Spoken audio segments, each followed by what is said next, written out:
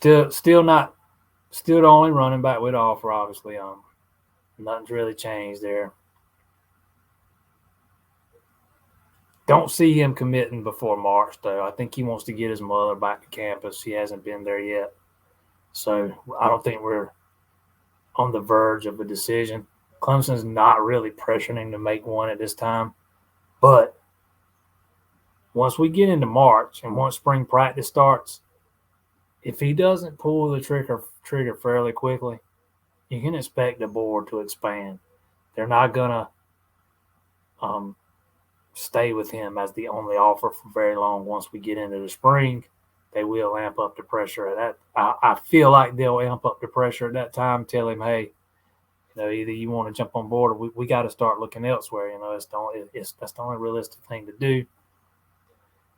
Who they look towards next, I have no idea. I know there was a couple of guys Spiller went and visited, in December and January. I think one of them was Nate Palmer. I mean, you got to wonder if it's too late to get in on a guy like that. So, let's see how it plays out. I still like Clemson's chances with the running back, though. I mean, the only way to me, as we sit here today, I guess something can change. The only way Clemson misses out on him is if he decides he needs to stay closer than a couple of hours away from home. He needs to be closer than that to his home. To me, that's the only way Clemson misses on him.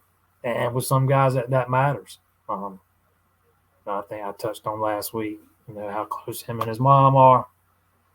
I think she's a single mom, and she hasn't been able to go on any visits with him. So he's hoping to get her to Clemson in March.